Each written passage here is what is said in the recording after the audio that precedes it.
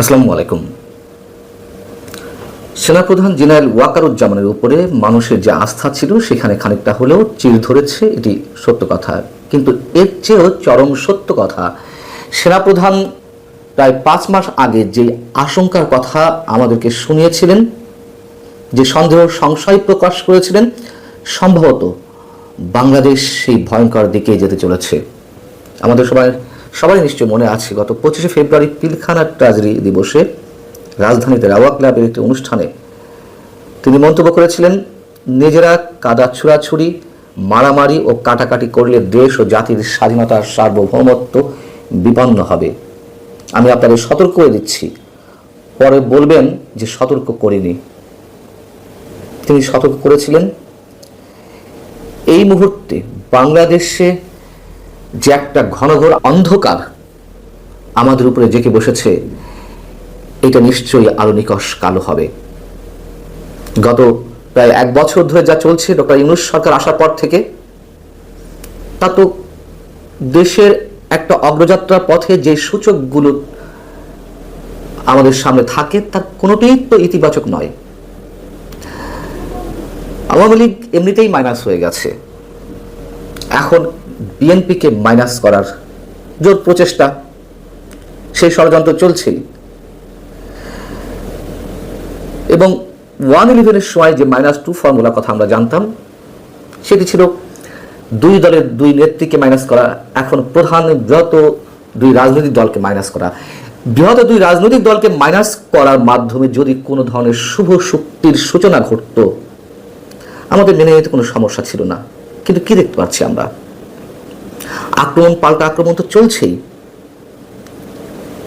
কিন্তু মাত্র কয়েকদিন আগে রাজধানীর মিটফোর্ড হাসপাতালের সামনে একজন ব্যবসায়ীকে যেভাবে মধ্যযুগীয় বর্বরতায় হত্যা করা হলো, তারপর থেকে বিএনপিকে যেভাবে আক্রমণ করা হচ্ছে, এবং স্পষ্ট একেবারে প্ল্যান ওয়েতে সব কিছুর বাস্তবায়ন চলছে। গত 11 মাস বা 1 বছর ধরে আমাদের অস্তিত্বের যে জায়গাটি, মুক্তিযুদ্ধকে নিয়ে যেভাবে খেলা চলছে, আগে বলেছে আওয়ামী লীগকে মাইনাস করা হয়েছে, এখন একটা গণতান্ত্রিক শক্তি হিসেবে যে বিএনপি অবস্থান ছিল সেটিকেও ধূলিসাৎ করার চেষ্টা করা হচ্ছে। এখন বিএনপির শীর্ষ নেতা থেকে শুরু করে বিএনপি প্রতিষ্ঠাতা জেনারেল জিয়াউর রহমানকে যেভাবে তার ছবি, তার পোস্টার যেভাবে অবমাননা করা হচ্ছে, পায়ের নিচে পেশা হচ্ছে, শোনা যাচ্ছে যে সংসদ ভবনের পাশে জিয়াউর রহমানের যেই সমাধি, সেটির উপর আক্রমণ চলতে পারে। একইভাবে শোনা যাচ্ছে যে টুঙ্গিপাড়ায় বঙ্গবন্ধুর সমাধির, সেটির উপরে হামলা চলতে পারে, এবং সেই পরিকল্পনা চলছে। তাহলে এর মধ্য দিয়ে আমরা কি বলবো? বৃহৎ 2 রাজনৈতিক শক্তিকে নির্মূল করার মাধ্যমে যে ম্যাটিকুলাস ডিজাইন বাস্তবায়নের চেষ্টা চলছে, এবং হয়তো সফল হতেও পারে সাময়িক সময়ের জন্য, দিন শেষে নিশ্চয়ই আমরা অন্য কিছু দেখতে পারবো। তো এখন এই মুহূর্তে যে অবস্থা, একটা দেশের অগ্রযাত্রার পথে যে সূচকগুলোর ইতিবাচক দিক স্পষ্ট হওয়ার কথা, তার কোনোটাই তো ইতিবাচক নয়। অর্থনীতি থেকে শুরু করে আইন শৃঙ্খলা পরিস্থিতি, গত 1 বছর ধরে যে মব ভায়োলেন্স ভয়ঙ্কর আকারে জাতির কাঁধে জেঁকে বসেছে, এটির পৃষ্ঠপোষক কারা আমরা সবাই জানি। কারা মব ভায়োলেন্স এই মুহূর্তে সৃষ্টি করছে? বিএনপির বিরুদ্ধে অভিযোগ আছে, কিন্তু ভয়ঙ্কর আকারে কারা করছে, এবং এর উস্কানিদাতা, প্রশ্রয়দাতা কারা? অনেকে বলছেন যে প্রধান উপদেষ্টা ডক্টর মোহাম্মদ ইউনূস নিজে প্রশ্রয়দাতা। হ্যাঁ, তার সত্যতা থাকতে পারে। এখন বিএনপি সরাসরি সেই অভিযোগটি জানাচ্ছে। জঙ্গিবাদের যে উত্থানের সুস্পষ্ট একটা ইঙ্গিত আমরা দেখতে পাচ্ছি। আস্ফালন তো আছেই, কিন্তু চরম উত্থানের পথে। মৌলবাদী শক্তির আস্ফালন। মসজিদের মধ্যে মৌলবাদী শক্তির বিরুদ্ধে, জঙ্গিবাদের বিরুদ্ধে কথা বলে কোনো ইমামও নিরাপদ নন। তাকে এই ধরনের কথা বলতে গেলে রক্তাক্ত হতে হচ্ছে মসজিদের মধ্যেই। মানুষ কোথায় নিরাপদ? স্বাধীনতা বিরোধী শক্তির যে আয়োজন খুব মহাসমরা হয়ে চলছে।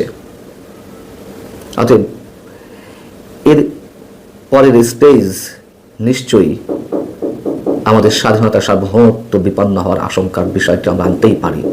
যেমন বরাবরই বলি যে আওয়ামী লীগের সময় যে পলিটিক্যাল ভ্যাকিউম তৈরি করা হয়েছিল তার পরের স্টেজ হচ্ছে জঙ্গিবাদ চরমপন্থার উত্থান। আমরা সেটির আভাস তো দেখছি। এবং এরপরে স্টেজ কি?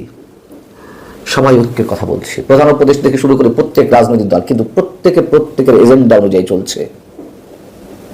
প্রধান উপদেষ্টা নিজেই বিভাজন তৈরি করেছেন, তিনি নিজেই বিরোধী দল সৃষ্টি করেছেন। সরকারি দল তো সৃষ্টি করেছেনই, আবার বিরোধী দল তৈরি করছেন। একটা অকার্যকর রাষ্ট্রের দিকে এগিয়ে যাচ্ছে বাংলাদেশ, একটা ব্যর্থ রাষ্ট্রের দিকে এগিয়ে যাচ্ছে। এবং এই ব্যর্থতায়, এই অকার্যকরতার মধ্য দিয়েই পরাশক্তিগুলোর খেলার একটা উর্বর ভূমির হিসেবে তৈরি হয় সেই ভূখণ্ড। ডিপ স্টেটে খেলা খুব জোরে সোরে চলছে, এতে তো এখন আমাদের কারোর মুখের কথা নয়, তার যথেষ্ট প্রমাণ পাওয়া যাচ্ছে। এই অবস্থায় এসে নিশ্চয়ই বা আরো আগে থেকে দুটি প্রতিষ্ঠানের উপর মানুষের আশা আকাঙ্ক্ষা সব কেন্দ্রীভূত ছিল। একটি হচ্ছে রাজনৈতিক শক্তি, সেটি নিঃসন্দেহে বিএনপির যে দায়িত্বশীলতা ছিল সেই দায়িত্বশীলতা তারা নিশ্চয়ই সেভাবে পালন করতে পারেনি, বারবার ট্রাপে পা দিয়েছে সরকারের, ভবিষ্যতে বোধহয় আরো দেবে। আর একটা শক্তি হচ্ছে নিঃসন্দেহে আমাদের সেনাবাহিনীর উপরে মানুষের চরম শেষ মুহূর্তে হলেও আশাটা ধরে রাখে মানুষ, সেই আশাই অবশিষ্ট ছিল, কিন্তু সেখানেও অনেক বেশি চির ধরে গেছে, এটি বাস্তবতা। যেহেতু সেনাবাহিনীর সদস্যরা ম্যাজিস্ট্রেসি পাওয়ার নিয়ে রাজপথে আছেন, তারপরেও কিছু দেখছে না মানুষ, একের পর এক ভয়ঙ্কর সব ঘটনা ঘটছে।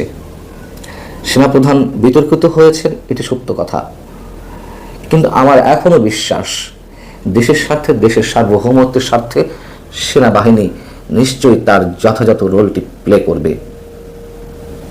একই সাথে বিশ্বাস বিএনপিও তার দায়িত্বশীলতার জায়গাটি প্রমাণ করবে। আমরা নিশ্চয়ই কেউ জানি না কোন দিকে আমরা যেতে চলেছি, তবে এটা নিশ্চিত করে বলা যাচ্ছে ঘনঘর এক অন্ধকারের দিকে আমরা, সেই অন্ধকারের যেই গভীরতা সেটি কতটা নিকষ কালো তা হয়তো বলতে পারছি না, তবে একটা ঘনঘর অন্ধকারের দিকেই যাচ্ছি। যে দুটি প্রতিষ্ঠান কথা বললাম তারা কি করবে এখন সেটি তাদের দায়িত্বশীলতার বিষয়। আল্লাহ হাফিজ, ভালো থাকুন।